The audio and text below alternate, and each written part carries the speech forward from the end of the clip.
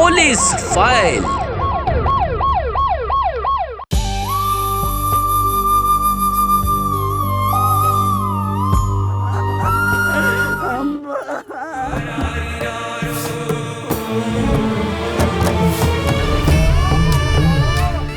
ಬೆಂಗಳೂರಿನ ನೆಲಮಂಗಲದ ದಾಸನಪುರದ ಬಳಿ ಇವತ್ತು ನಡೆಯಬಾರದ ಒಂದು ಘೋರ ಘಟನೆ ನಡೆದಿರುವಂಥದ್ದು. ತನಿಷಾ 5 ವರ್ಷದ ಮಗು ತನಿಷಾ ಶಾಲಾ ವಾಹನಕ್ಕೆ ಆ ಒಂದು ಚಕ್ರಕ್ಕೆ ಸಿಲುಕಿ ಸ್ಪಾಟ್ ಅಲ್ಲೇ ಡೆತ್ ಆಗಿರುವಂಥದ್ದು. ಈ ಮಗುದು ಮತ್ತೊಂದು ದುರಂತ ಏನಂದ್ರೆ, ಮುಂದಿನ ಶುಕ್ರವಾರ ಈ ಮಗುದು ಬರ್ತ್ಡೇ ಕೂಡ ಇರುತ್ತೆ. ಹುಟ್ಟುಹಬ್ಬ ಆಚರಣೆ ಮಾಡುವಂತ ಒಂದು ಸಂತೋಷದಲ್ಲೂ ಕೂಡ ಪೋಷಕರು ಇರ್ತಾರೆ.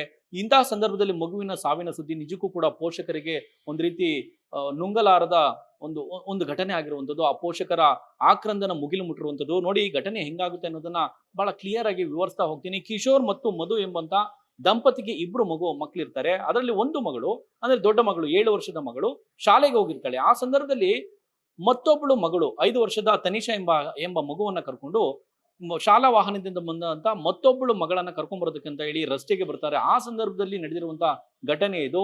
ಆ ವಾಹನ ಚಾಲಕನ ಒಂದು ಅಜಾಗರೂಕತೆಯಿಂದ ಕೂಡ ನಡೆದಿರುವಂತಹ ಘಟನೆ.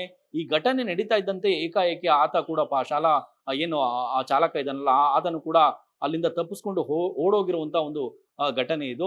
ಹೆಂಗಾಗುತ್ತೆ ಘಟನೆ ಅನ್ನೋದನ್ನ ನೋಡೋದಾದ್ರೆ, ಶಾಲಾ ವಾಹನದಲ್ಲಿ ಬಂದಂತ ಕನಿಷಳನ್ನ ಇಳಿಸಿ ಅದಾದ ನಂತರ ಮನೆಗೆ ಕರೆದುಕೊಂಡು ಹೋಗುವಂತ ಸಂದರ್ಭದಲ್ಲಿ ತನಿಷಾ ನೋಡುತ್ತಿದ್ದಂತೆ ವಿತಿನ್ ಸೆಕೆಂಡ್ ಅಲ್ಲಿ ಈ ಒಂದು ಘಟನೆ ನಡೆದು ಹೋಗಿರುವಂತದ್ದು. ಜಾಗರೂಕತೆಯಿಂದ ರಿವರ್ಸ್ ತೆಗೆದುಕೊಳ್ಳುವಂತ ಸಂದರ್ಭದಲ್ಲಿ ಚಕ್ರಕ್ಕೆ ಅಂದ್ರೆ ವಾಹನದ ಎಡಭಾಗದ ಚಕ್ರಕ್ಕೆ ಆ ಮಗು ಸಿಲುಕೊಳ್ಳುತ್ತೆ. ಆವಾಗ ತಾಯಿ ಗಾಬರಿಯಿಂದ ಕಿರ್ಚ್ಕೊಂಡಂತ ಸಂದರ್ಭದಲ್ಲಿ ಆತ ಮತ್ತೆ ಫೋರ್ಸ್ ಆಗಿ ಅಂದ್ರೆ ಜೋರಾಗಿ ವಾಹನವನ್ನ ಹಿಂದಕ್ಕೆ ತೆಗೆದುಕೊಳ್ತಾನೆ. ಆ ಸಂದರ್ಭದಲ್ಲಿ ಮಗುವಿನ ತಲೆ ಚಕ್ರಕ್ಕೆ ಸಿಲುಕಿ ಮಗು ಕ್ಷಣಾರ್ಧದಲ್ಲೇ ಪ್ರಾಣ ಬಿಟ್ಟಿರುವಂತಹ ಘಟನೆ.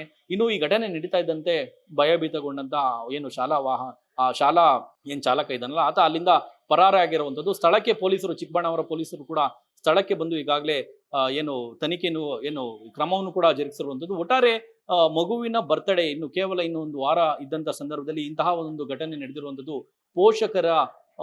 ಪೋಷಕರ ಆಕ್ರಂದನ ಮುಗಿಲು ಮುಟ್ಟಿರುವಂಥದ್ದು.